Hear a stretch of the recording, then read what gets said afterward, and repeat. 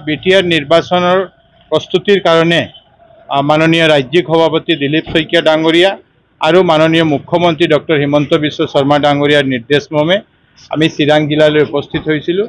মোৰ লগত আমাৰ সতীৰ্থ বিধায়ক বিজনী সমষ্টিৰ অজয় ৰায় ডাঙৰীয়া তেওঁ আছিলে আৰু আমাক দায়িত্ব দিয়া হৈছে এজন 5খন জিলাৰ এজন মন্ত্ৰী আৰু এজন জ্যেষ্ঠ কাৰ্যকৰ্তাক দায়িত্ব দিয়া হৈছে যে আহি ইয়াত নিৰ্বাচনৰ কি পৰিস্থিতি আছে, আমি আমাৰ সাংগঠনিক স্থিতি কি আছে সেই বুজ ল'বলৈ আমাক নিৰ্দেশ দিয়া হৈছিল এবং আজি আমি সেইকাৰণে ইয়াত উপস্থিত হৈছিলোঁ।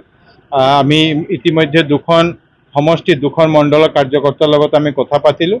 আজি আৰু 2খন মণ্ডলৰ কাৰ্যকৰ্তাৰ লগত আমি কথা পাতিম আৰু অহাকালি আৰু 3খন মণ্ডলৰ কাৰ্যকৰ্তাৰ লগত কথা পাতি আমাৰ সাংগঠনিক স্থিতি, আমাৰ দলৰ কি অৱস্থা আছে, কেনেকুৱা আমাৰ নিৰ্বাচনৰ কাৰণে কি প্ৰস্তুতি আছে সেই বুজ ল'বলৈ আমি ইয়াত উপস্থিত হৈছিলোঁ।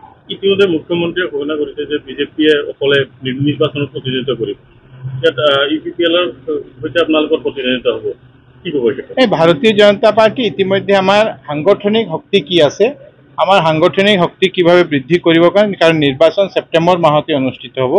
এই 3 মাহ 3.5 মাহত আমাৰ দায়িত্ব হ'ল যে বিজেপি কাৰ্যকৰ্তাবিলাকক লগত লৈ আমাৰ বুথ, আমাৰ শক্তি কেন্দ্ৰ, আমাৰ যে সাংগঠনিক ভীতি আছে এই ভীতিবিলাক আমি মজবুত কৰিব পাৰোঁ।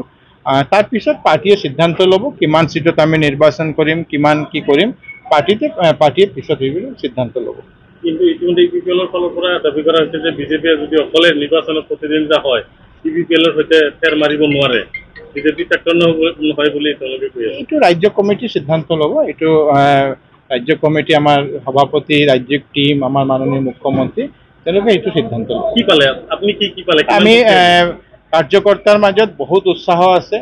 কাৰ্যকৰ্তা ভাৰতীয় জনতা পাৰ্টিৰ কাৰণে, কাৰণ আমাৰ কেন্দ্ৰ চৰকাৰ মাননীয় মোদী ডাঙৰীয়াৰ নেতৃত্বে যে কেন্দ্ৰীয় চৰকাৰ, আমাৰ মাননীয় মুখ্যমন্ত্ৰী ডক্টৰ হিমন্ত বিশ্ব শৰ্মা ডাঙৰীয়াৰ নেতৃত্বত ৰাজ্য চৰকাৰে যেনেকৈ কাম কৰি গৈ আছে, আজি আমি এইটো ক'ব পাৰোঁ যে ইয়াতে প্ৰতি জাতি ভাষাগোষ্ঠী যিমান মানুহ আছে, ৰাইজ আছে, চবে ভাৰতীয় জনতা পাৰ্টিৰ লগত আহি ভাৰতীয় জনতা পাৰ্টি জিকাবৰ কাৰণে উৎসাহিত আছে আৰু কাৰ্যকৰ্তা যথেষ্ট উৎসাহ যে অহা নিৰ্বাচনৰ কাৰণে। আমি আশা কৰোঁ যে ভাৰতীয় জনতা পাৰ্টি অহা নিৰ্বাচনত বিটিআৰত ভাৰতীয় জনতা পাৰ্টি ভাল ফলাফল কৰিব পাৰিব।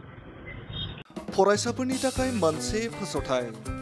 सोलोंथाइ बोसोर 2025-26 नि थाखाय फरायसाफोरनि गोदानै मुं थिसननाय लानानै फैदों गसाइगाव बिएड फरायसालिमाया। क'क्राझार जिल्लानि गसाइगावआव थानाय गसाइगाव बिएड फरायसालिमायाव दासान्दि बिए कर्सनि सेथि सेमिस्टारनि मुं थिसननाया सोलिगासिनो। National assessment end accreditation council grade मोननो हानाय आरो इउनिभार्सिटि ग्रेन्टस कमिसननिफ्राय 2F आरो 12B स्टेटास मोननो हानाय गसाइगाव बिएड कलेजाव बर', इंराजि, Asamiya, political science, education, economics आयदाफोरनि मुं थिसननायखौ लादों। गुन गोनां फोरोंथाय होनायजों लोगोसेनो बे कलेजाव फरायसुला फरायसुलिफोरनि आलादा आलादायै हस्टेलनि खाबुबो दं आरो दानारि मासुलआ थानाय नङा। बेजों लोगोसेनो ST, SC, OBC आरो माइनरिटि फरायसाफोरनि थाखाय स्कलारशिपनि खाबुखौ बे कलेजाव मोनफागोन। जुदि नोंथाङा गसाइगाव बिएड फरायसालिमायाव BA सेथि सेमिस्टारनि मुं थिसननायनि बागै आबुं बाथ्राखौ मिथिनोब्ला नैबे मबाइल नम्बर 8638077413 9101125158 नङाब्ला 8135989631 आव थोंजोङै फोनांजाब खालामनो हागोन।